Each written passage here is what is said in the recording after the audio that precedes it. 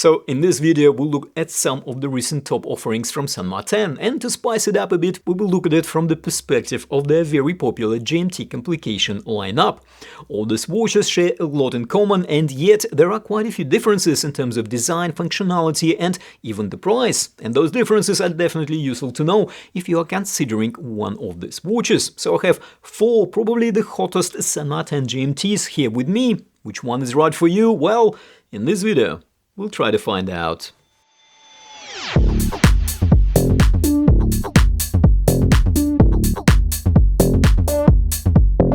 Hello and welcome back. Okay, without beating around the bush, I will review these watches, first briefly covering what is common across these models, and then we will look at the categories where these are different, the lume comparison, which will be interesting, and of course, at the end I will discuss the prices and cover a couple of honorable mentions, which are also GMT offerings by San Martin and could be of consideration. For the sake of keeping this comparison relatively short, I will not go into the details of each of these timepieces. For that, you're welcome to watch my detailed reviews, and I will link those in the description of this video. And of course, if you consider these watches, the links will also be in the description. Those are affiliate links which, without costing you anything extra, might earn the channel a small finder's fee on the qualifying purchases. So thank you very much in advance. So what are the similarities? Well, it will probably come as no surprise that all these GMT watches and probably most of San Martin's GMT lineup is powered by Seiko NH34 GMT movement. Just in case you missed about a few hundred of reviews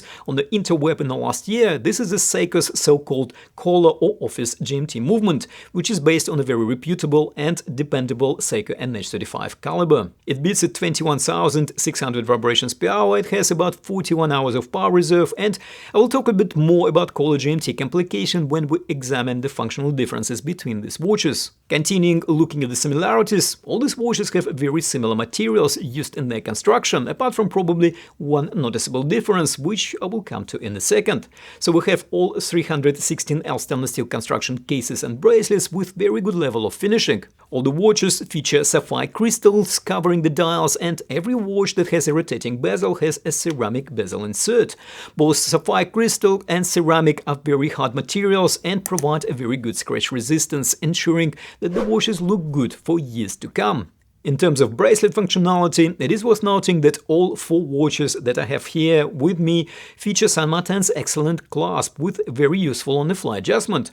We have some differences between these clasps, however, in principle the functionality is very similar. And based on product listings, the three of these watches have enamel dials, and one features a gemstone dial, and that's a difference that I referred to earlier about the materials used in these watches. So in the case of this watch we have here, it is marble, but we also have a choice of aventurine and lapis lazuli. The use of gemstone is reflected in the price. However, if you like the design and don't want to pay the premium for the gemstone, San Martin has an option with synthetic dial, which is still very attractive. I am talking about this SN0129, which is practically the same watch but without the gemstone dial. So looking at originality of these designs, these San Martin models have very interesting and attractive designs, which along with a solid build quality stand behind San Martin's popularity as a brand. What's more, these two models have a very much San Martin's original designs, which is the direction that San Martin has been taking as a brand in a recent year or two, and these designs were actually received very well. Okay, San Martin did draw inspiration from various famous and possibly not so famous existing brands to come up with these designs, but the same can be said pretty much about any established brand as well. So, long story short, these are so-called San Martin's original design watches. Now, this lovely timepiece with a marble dial is kinda sits in the middle when it comes to design originality, well, at least in my books. We of course have here quite an original dial background and natural white marble, and we also have some degree of original sculpting and finishing on the case. However, if we look at Grand Seiko Miss Flag model, which is a beautiful and quite popular watch, it is hard not to see the level of resemblance. And if we turn our attention to this GMT diver, which is one of my favorite recent San Martin releases, well, here we can unmistakably see a strong inspiration from a recent GMT diver from Longines. I must say that there are some subtle differences which, at least in my view, San Martin executed even better than the watch it was inspired by, and I do cover those in my full review of this watch. Do check it out if you haven't already watched it. So in terms of functionality, we of course have 4 GMT timepieces here. The second H34 movement that is used in all these watches is a so-called collar or office GMT movement, as we already established, whereby we would use the normal hour hand to track the home time as we would on a normal 3-hand watch, and the independent GMT hand to track the time in another time zone. So by putting crown into the first position, we can set the GMT hand. As you can see, it snaps to the relevant hour position as we turn the crown. This is different to a Traveler GMT functionality in a way that in the Traveler GMT case we quick set the hour hand instead of a GMT hand, like in this example here. So this way we set the GMT hand to track our home time, and when we travel to another time zone we just set the hour hand to the local time, hence the name, a Traveler GMT. By the way, if you want to see a review of this, possibly the cheapest Traveler GMT watch on the market, I will leave a link in the description. So back to our collar GMTs over here, the interesting thing is that despite utilizing the same Seiko NH34 caliber, we actually have 3 different GMT watch concepts here. In particular, we have 3 time zone tracker GMT with bidirectional 24-hour click bezel with 24-hour markings. We also have a fixed bezel 2 time zone GMT here, and we have 2 diver GMTs whereby we can track 2 time zones, and we also have a countdown timer in the form of unidirectional 120 click diver style bezel. Look, as far as I can see based on the comments, there is a fan base for each of these 3 GMT options. So which one is right for you is basically your decision based on your particular use scenario and personal preferences. One thing I would say though, all these watches do what they're meant to do and do it very well. And if we're specifically talking about the watches with the rotating bezels, the bezel action on all 3 is impeccable, in the true San Martin style. I know it's a bit strange to talk about the dimensions well into the review, however the reason I'm only talking about it now because the dimensions on these watches are very similar, and we get here possibly some of the most versatile proportions which will work for pretty much most wrist sizes. I will put the dimensions on the screen, and while you're scanning them I can point out that all these watches feature inverted end links and should provide a comfortable fit for wrists from about 5 3/4 inch and up. So looking at the bracelets, we have 4 different bracelets here, each fitting the aesthetics of the corresponding timepiece, which I think really says a lot of how much effort San Martin invests in designing their products. All the bracelets are very comfortable with solid tolerances and plenty of articulation, and as I mentioned earlier, all have inverted end links for the best wrist fit. Okay, this metal mesh one doesn't specifically have end links per se, but the result is still the same. The finishing on the stainless steel bracelets is excellent too, and because we have 20mm lug widths on all these watches, we are spoiled for choice for alternative straps, including NATO or Zulu style straps. San Martin does offer these watches on straps too, like this tropical strap here. San Martin straps are usually of a very good quality and come with very good signed hardware. However, the stainless steel bracelets are so good that I would strongly recommend to pay a bit extra and get this on the bracelets. And another very good reason to get this on a stainless steel bracelet is the quality of their clasps.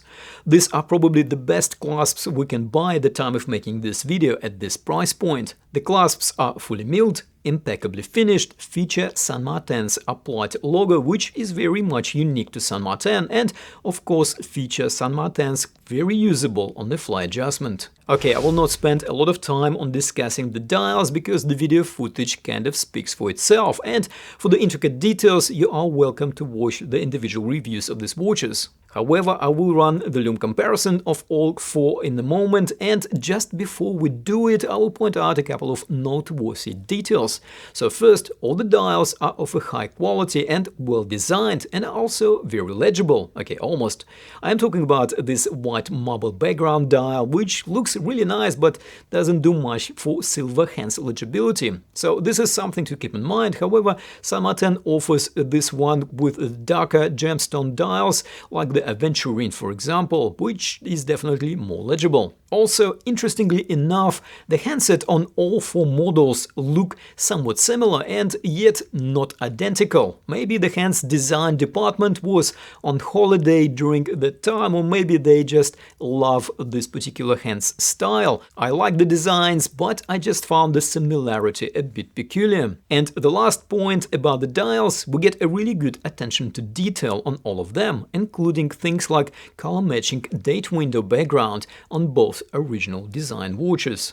And now the lume. The lume is very decent on all the timepieces, as you can see. It glows nice and bright at the start and sticks around for a while. However, it is interesting to observe the different amount of lume and brightness, especially after 10 to 15 minutes on different type of watches, with the diver being the brightest, as we would probably expect anyway. And now looking at the prices of these watches, all are priced in a similar price range. I think the cheapest I've seen them on special were around $240-ish, and of course the full price is considerably higher, around $300. This might look expensive compared to some super budget offerings that we get on AliExpress. However, if we compare it to an average micro brand prices that offer similar level of functionality and refinement, then this is a very competitive price. Also, San Martin did come up with some offerings recently for a very budget-conscious buyers, including in their GMT range, and this is one of the honorable mentions that I've talked about earlier in the video. So we get here this quite obvious homage to a very famous GMT, which is also powered by Seiko NH34 movement and has a very good level of finishing, but for almost half a price. Of course, San Martin had to take away some functionality to get to that price point, and that is exactly what they did, simplifying the bracelet, which uses pins rather than screws, and by using a more simpler clasp that doesn't have on-the-fly adjustment. So this could be a very viable alternative. And my second honorable mention is this GMT timepiece. Okay, this one is not a budget offering by any stretch of imagination, and it has all the features like the GMT watches that we reviewed today. However, it is also a very well put together homage to a very popular model, and also could be of consideration if you are after a San Martin GMT watch. So here you have it. I do have a full playlist of GMT watches, including ones under $100, so do check it out. I'll put the link on the screen somewhere around here. And thank you for making it all the way to the end of this comparison. If you find it helpful, do hit that like button. It does help the video. And of course, don't forget to subscribe and click that notification bell so you don't miss any more upcoming reviews. And as always, thank you for watching, take care, and I will see you in the next video.